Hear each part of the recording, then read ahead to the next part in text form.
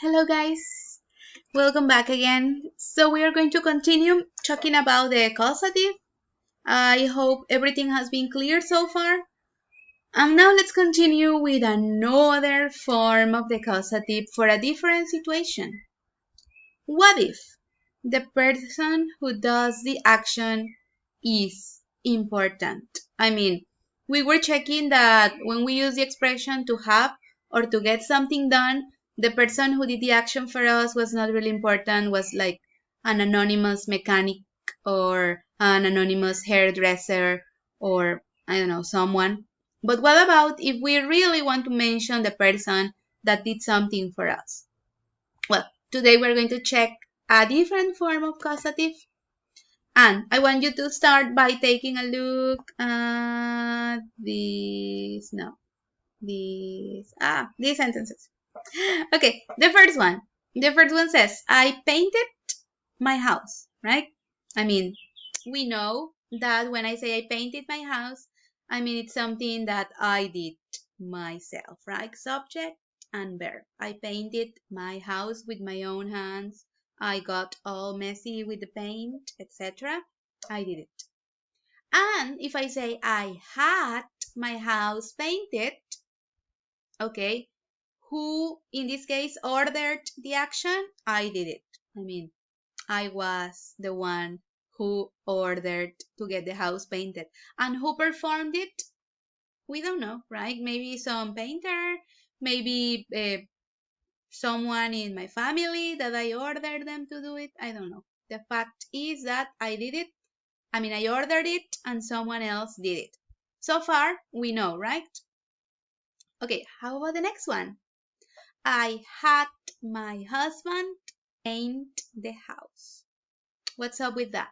Who ordered the action? Still me, because it says I had my husband paint the house, right? So I was still in command of the situation. But in this case, we have some extra information. Who performed the action? And in this case, we know that it was the husband. I had my husband paint the house. So what's the difference between this and the one that says I had my house painted? Well, probably I am going to say I had my house painted if I hired some anonymous, worker to do it for me. But if I say I had my husband paint the house, well, obviously the husband is someone important, right? Right. So in this case, I want to mention him. Maybe I am, like telling my friends that my husband did that amazing thing for me. So, well, in that case, I need to use a different structure for mentioning the person who did it. Hey, but take a look at the last one. I got my husband to paint the house. That's a little bit different, right? Does it sound different? Do you think it has like a different meaning? Well, let's take a look at these two new structures, okay? So if I say, I had my husband paint the house, first of all, let's take a look at the structure. First of all, we have the subject, that is the person who ordered the action. Who ordered the action? Well, still me. So the subject doesn't really change. I mean, if we compare it with the previous causative form. Then we have auxiliary have, in this case in the past, because it's something that already happened, right? In this case, the auxiliary have, it's still the same, I had. But instead of the object, in here we put the person who did the action. Who did the action? Well, the husband, right? And then check. The verb is different. That is not a past participle anymore. What is that? That's a bare infinitive, right? What's a bare infinitive? Well, it's the base form of the verb without preposition to or without anything. Just the base form. Paint, be, do, have, make, etc. Right? So, and then at the end, like in a normal sentence, we had the object. I mean, what was affected? What was affected by this action? Well, in this case, the house, right? So In this structure, the person who did the action is important. Maybe someone close, like the husband, or maybe someone famous. Like, for example, I had, I don't know, Tete Rosado make a dress for me. Do you know Tete Rosado? No? Don't you look at the Feria de Embajadoras? She's a famous Tabascan designer. Okay, anyway. So maybe the person who did it for me is someone I really want to mention.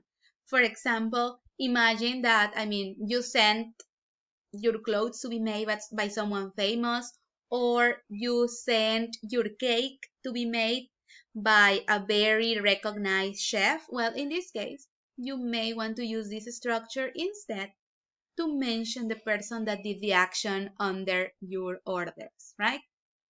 Okay, now let's take a look at the other one.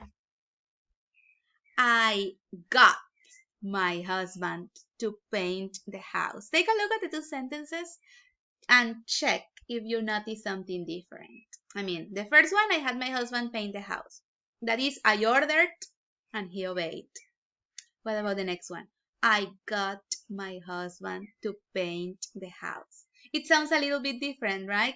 In this case, when we switch auxiliaries, instead of have, we use auxiliary get, it gives me the idea that the person probably required some convincing. Like, look at the picture.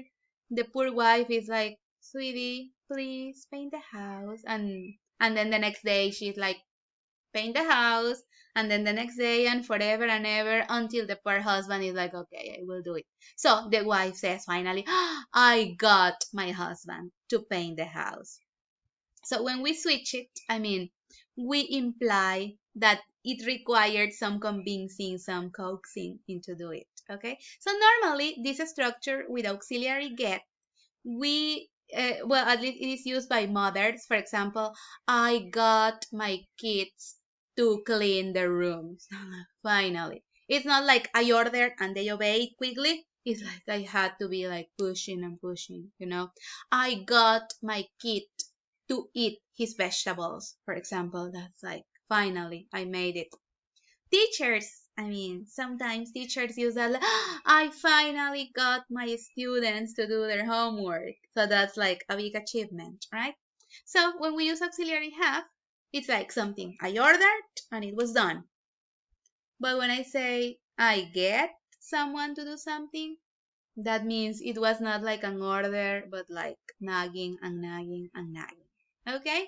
So this is the difference. Obviously, we can use these two structures in any tense too. For example, if we are talking about something that is happening in the moment, well, I'm having my students do a lot of homework. Just an example, not true. I'm a good teacher. I don't give you a lot of homework. Or we can use it in the past. For example, I finally got my students to learn all the narrative tenses. And of course, we can use it in the future, like a prediction. For example, I think the CEO, you know what a CEO is? Like the person who manages a company. The CEO will have his assistant contact the investors, for example, right?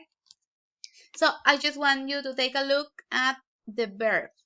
In the case of auxiliary have, I have my husband, paint, bare infinitive. But I got my husband to paint, infinitive with preposition to. So keep that in mind. Be careful when you use it. So just for everything to be clear, I had my husband paint the house would be something like hice que mi esposo pintara la casa. But when we say I got my husband to paint the house, it will be something along the lines of logré que mi esposo pintara la casa.